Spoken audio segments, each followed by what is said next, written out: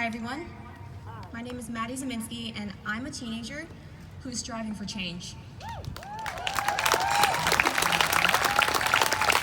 For the longest time, I was unable to appreciate myself due to oppression because I couldn't find anything in my life that was worth being proud of. Now I have. To some of you, 16 years might be a short amount of time. Some of you may feel as though the years of your lives are flying by, but to me, 16 years has proven to be an accomplishment. For 16 years, I have stood my ground against racism and discrimination, with the lingering hope that society will finally see me for who I am and for the good that is within me. Though I'm standing in front of all of you living and breathing, I have already died my first death. My first death was when I had to grow up too fast, and my second death is still to come. I could have ended my battle against racism a long time ago, and believe me, I considered it many times. But something has kept me here all of this time anyway, and I'm here to tell you what that is. 5 years old. I was only 5 years old when I had to grow up, when I had to abandon all of my childhood innocence. While the other children in my class were still fantasizing about being the next kings and queens in the whitewashed, stereotypical Disney movies that they watched at home, I was sitting by myself with a box of crayons trying to figure out why can't I draw a picture of myself with those colors. Trying to figure out why people kept telling me that I was black when I knew that I wasn't the same color as the black piece of construction paper in front of me during art class.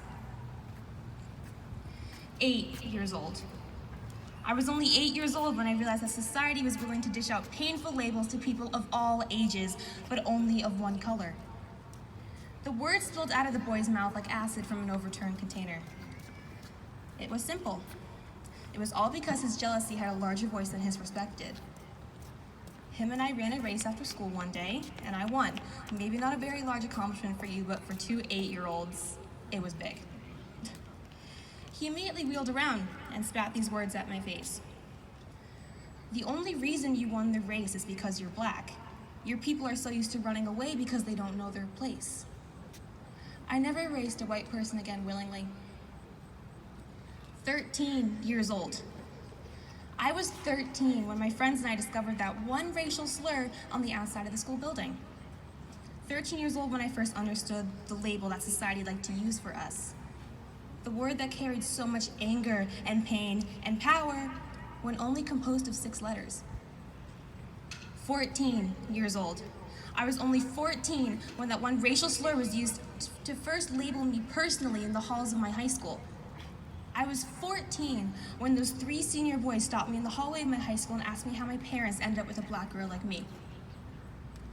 I was only 14 when a boy who was much older than me asked me if my black breasts would feel just as nice as the ones of white girls that he felt up in the bathroom downstairs. Believe me, I ran, but the memory still freaking follows me. I was just 14 when a white boy sexually harassed me in class by grabbing me between my legs and whispering that if I screamed, he would say that I threatened him first. He used his white supremacy card to threaten me out of protecting myself. None of the other kids did anything. When I began to cry, they just said, "Shut up, what are you crying for?" Little did they know that I wasn't just crying for my lost innocence, but I was grieving the trust that might never return. I was grieving the diminishing hope for a society that could respect me for who I was. I was grieving for the self-love that I hadn't seen since I was 5 years old. 16 years old. I was 16 years old when 2 adults in a red car took it upon themselves to strip away one of the last things of myself that I had left. My sliver of freedom that I used to carry. Ever since the incident, I've been too scared to go out of my house on my own. Because those 2 adults took it upon themselves to throw flaming material out of a car window at my face while I was walking my dog alone. I guess one of the good things about these masks that we have to wear now is I can hide the burn scar on my face underneath. The scar's a little sensitive to light. Probably since I've been living the past years of my life in the dark shadow of oppression that always seems to be lurking above my head, ready to strike at any given moment. Some of you may think that the physical scars are what get to us black people, but the emotional scars can dig deeper. The saying, actions speak louder than words, does not always apply. 16 years old. I was 16 when 3 white male adults approached me while I was at work and asked me how I could read the iPad in front of me if my people were still illiterate. My people. A repetitive phrase that always seems to be thrown at me. I wish I knew who my people were at this point. I was adopted, my mom and dad are white, my whole family is white. Are they my people? Or the faces I'm seeing out here in the crowd today, showing me that they've felt the same pain as I felt. Are you my people?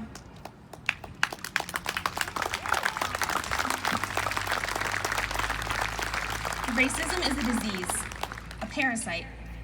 It feeds on those who are uncultured about other races and causes them to spread these hateful messages and crimes to others who are also uneducated on what it means to be human. As a Black girl living in Vermont, life was challenging to begin with due to the lack of people like me who I could connect with. But to make things harder, none of my family members were ever able to relate to my pain. So I had to do it all by myself. I may look strong to some people on the outside, but it has been a lonely, depressing climb to change on the inside. Who am I to you? No, seriously, who am I to you?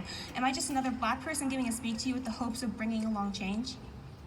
Am I just a teenager trying to act like an adult with the hopes of respect? Am I just another girl who is looking for answers to all the questions that no one has ever told her? I'm gonna let you know right now that I am none of those things. I am still that 5-year-old girl who couldn't understand how she was apparently the same color as the black piece of paper in front of her. I'm still that 8-year-old child that fell to her knees that day, never wanting to run again. I'm still that 13-year-old teenager that discovered the name to the blazing target on her back that society had so willingly given her. I am still that 14-year-old high school girl who thought that baggy sweatshirts and lack of eye contact could keep white boys from exploring parts of her bodies that weren't theirs to take. I am still that 15-year-old girl who found that staying quiet when she was in pain was difficult to do, but speaking up was hardest to accomplish. And now in front of you, I am that 16-year-old girl who wears both the physical and emotional scars of oppression. And you may be wondering how I've held on so long when society hasn't even given me so much as a handhold on this cliff that I'm still trying to reach the top of. And there's a reason why I'm still here. And the reason is that society has broken us down as people of color for so long, torn down our protective walls, emotional foundations, physical bodies, and has left us at the bottom of this cliff. But what society has overlooked is the one thing that I've held on to and had hope about all these years. And that is that once you've hit rock bottom, there's only one way to go from there, and that's up.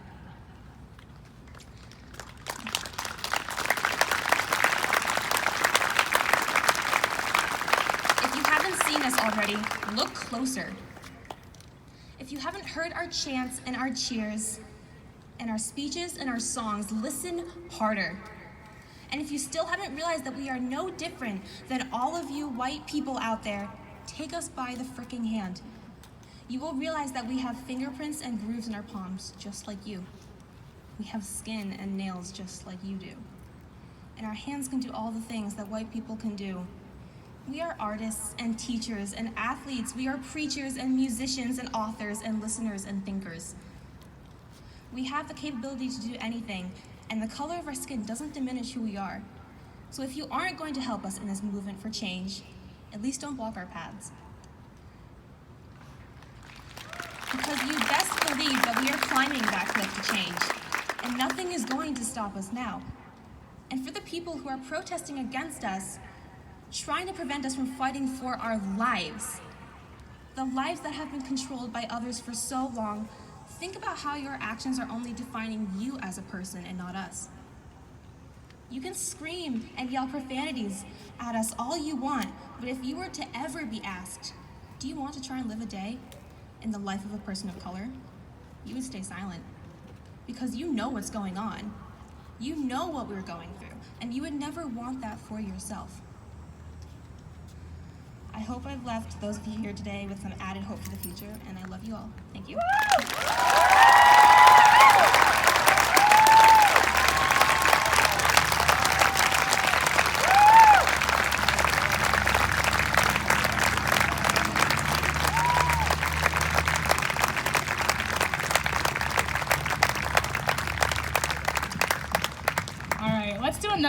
of applause for Madeline.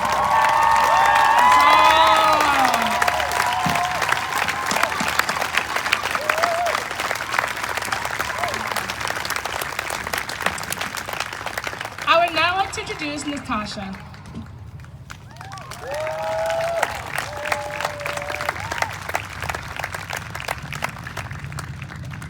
This is why I like to go first. I don't like to follow these sort of